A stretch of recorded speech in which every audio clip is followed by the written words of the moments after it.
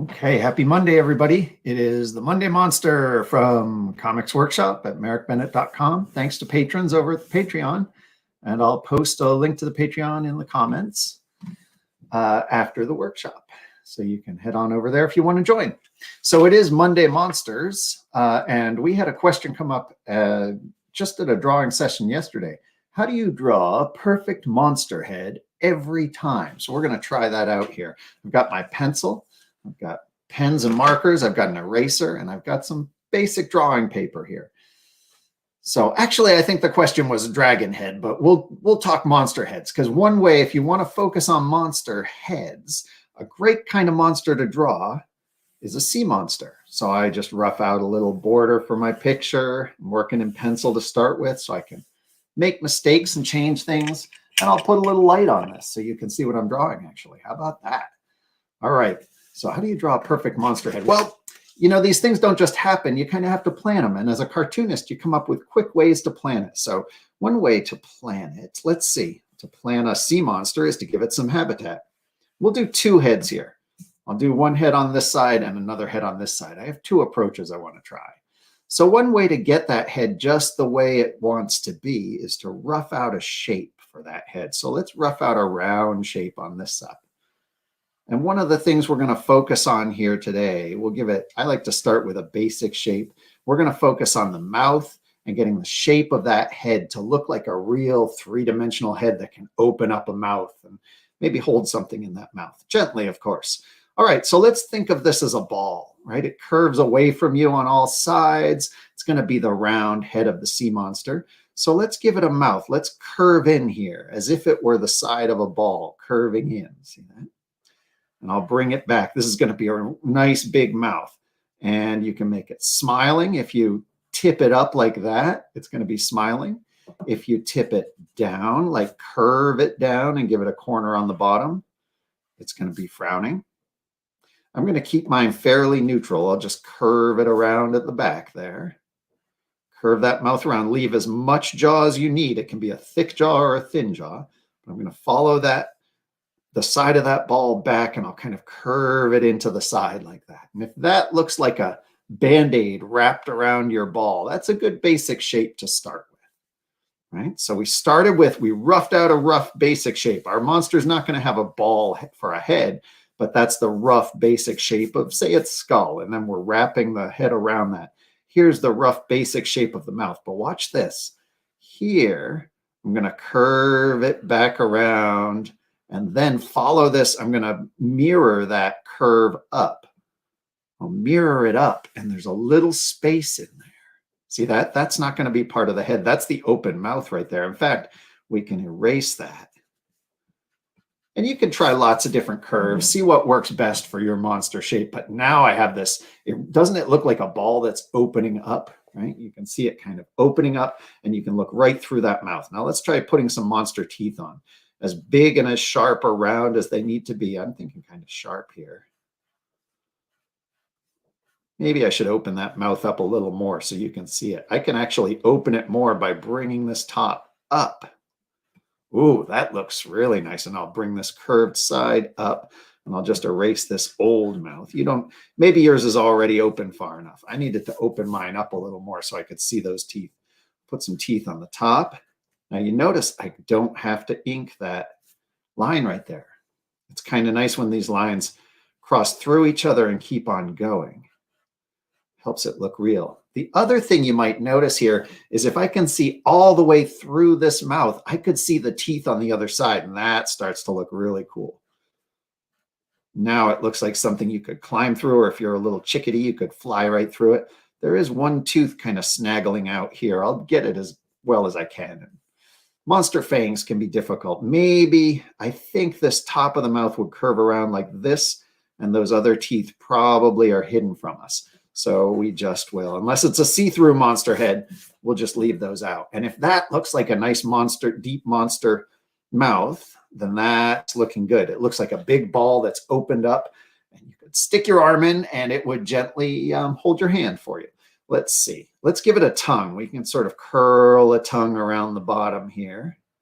I'll let it go behind those teeth. We'll give it that cartoony midline that tongues seem to have behind the teeth. And then maybe I just will black in the rest of this mouth just to make it nice and dark. We'll have to decide if those teeth on the far side are white or if they get blacked in too. Depends on how shady I want my mouth to look. That's looking kind of cool.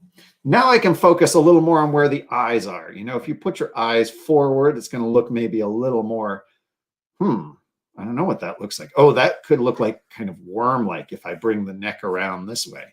If I put the eyes back, it's going to look more dragon-like, depending on how many eyes you have. Maybe I'll make it looking into its own mouth. I can bring that eye down like that, right? Now, there's no guarantee that this will turn out to be a perfect monster head exactly the way you want it. But if you draw it with this big shape and then wrap your mouth around that, it's going to look a little more like a head that actually has a shape and has a skull and a structure. Maybe we'll give it a horn on this top here. Maybe we'll bring this back and give it two little ears. Maybe they stick off like that.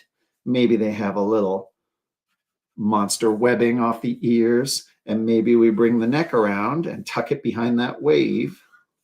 And you can give it scales and any other kind of decoration you want. Maybe there's spikes along its back. Let's try another approach to this kind of monster. Now that we have this head, whether it's perfect or not, at least it has some structure to it. And it looks like, ooh, hold on, I just got distracted. I'm going to bring this horn down and sort of join it to the nose like that. That brings it around and makes it look a little more round, maybe nostrils on either side. So that's our round approach. Now let's also remember we've also been penciling out all these squares and cubes and then inking them and making them look really richly deep and three-dimensional. So let's actually apply that to a monster head. Let's try a little cube or a rectangle here. So we'll put a square down, say, something like a square. This monster head can be as square as you want, but I'll probably round off those corners before we're done. And then I'll bring it back a good little distance. I want this head to be a little longer. Remember our trick, these lines, as long as they're all going in the same direction, it'll look like a close-up three-dimensional square. And the other trick is I have to get the back face of it in exactly the same direction as this front face.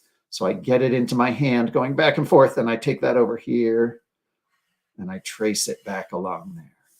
Same here, I get it into my hand going up and down this front face. I'll bring it back here to this corner and drop it down in the same direction.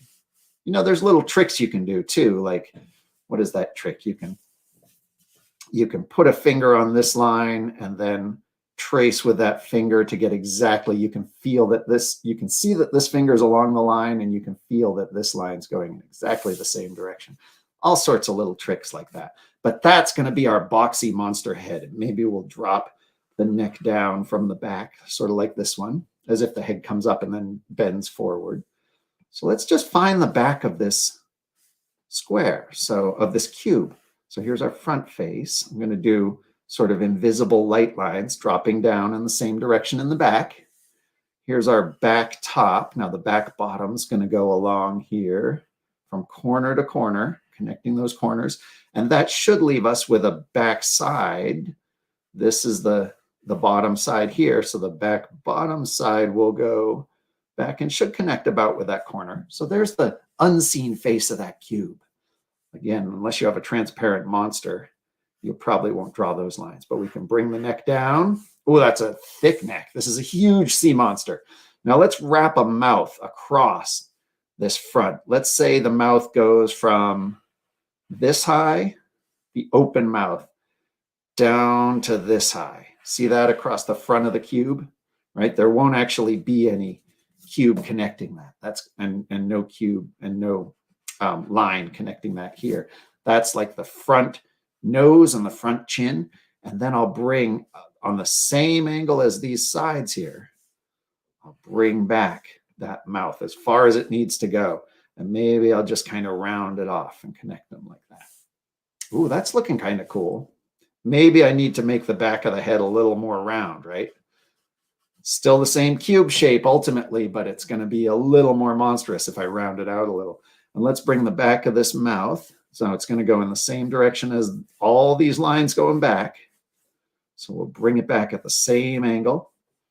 And if all these lines going across, if we bring them across, then we can bring up the side of that mouth. Look at that. Doesn't that look like a monster mouth coming up, a puppet hand or a monster mouth or a giant magnet shape coming up on the top of this neck?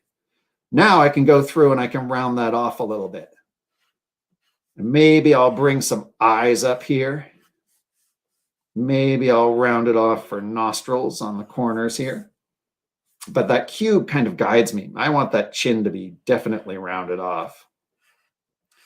And I'll bring it in and put some folds under the chin there, right? Maybe a little sea monster goatee beard scruff here. Maybe some eyes. This one I kind of want to look a little more friendly, so I'll give it bigger eyes. Bigger pupils, which just look a little more cute and friendly. And maybe even some eyebrows, so it's expressive. And maybe not super sharp teeth, but maybe lots of little teeth that are good for opening cans and cleaning up the seabed, crunching down different rocks and things that this one eats. I'll bring those teeth right along the edges of that square. Maybe this one has a tongue that hangs out. You can make the tongue dripping down, or I'll just do a simple, friendly, little wide sort of cow tongue back in there. And then I'll definitely black in this deep gullet. There we go. And you can go in now and you can erase these lines if you want. These cube lines, and that cube will actually disappear. But remember our original question, how do you draw a perfect monster head and get it looking solid and get it looking like itself, its own particular shape and its own particular type of monster? Well, one of the ways is you can plan it out with those big shapes. And that gives, when you look at this monster head now, it really will look like it's actually got a little sort of skeletal structure to it. It's got a real shape. And if something looks a little off, like maybe this needs to be a little rounder, maybe I want those cheeks a little rounder, you can go in and do that. That's why we're penciling, right? And then remember,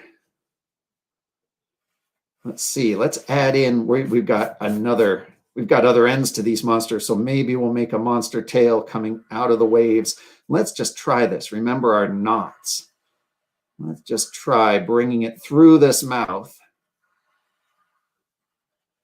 and out the other side. It's going to come down like that on the other side. Maybe it comes to a point. Maybe we erase this mouth, and then we can make this monster saying something funny like, is that your tail or mine, right? You want to know before you bite down on that tail in this confusing sea full of sea monsters. Let's tuck a couple waves behind that monster. Maybe this one has like hair along the back of its neck. Maybe that's how you would tell, except there's no points and no hairs here, so we don't know whose tail is that. You can make your monsters saying anything you want up there. I'll finish inking these. I might add some scales to them. I might add some patterns to them. But the key I find to making those heads really look like creatures, really look like actual living, breathing, chomping, writhing, gnashing teeth monsters, is start with a basic shape and then build around that shape. And you can really get as complicated as you want to get with it, or keep it as simple as you want. We could also do stick figure monsters with the same approach. It doesn't have to be this three-dimensional. But it's really fun to just kind of explore and doodle. I think maybe some diamond scales on this one. And maybe here there's just a totally different pattern. I'll decide what this monster is saying. I think one of them's speaking. I'll decide what it's saying. I'll finish inking this. I'll post it over to the Patreon. If you want to sign up on the Patreon, I'll post the link to that. And that's how we're doing all these live draws, is patron-supported artwork. And thanks to program hosts and school residencies too, but especially thanks to our patrons who are over there getting all the good stuff. And I'm doing another mini comics mailing this week. So if you sign up, you'll be in the mix for that. Wonderful to draw with you. Everybody have a wonderful week. Keep drawing your monsters. Let's see what kinds of perfect monster heads you get. And be ready for your monsters to surprise you when you draw them too. You might decide on a shape to start with, but the monster might decide on what it ends up looking like. Oh, these look so cool. I can't wait to draw more of them. All right, folks, head on over to the website and the Patreon for more. We will see you soon.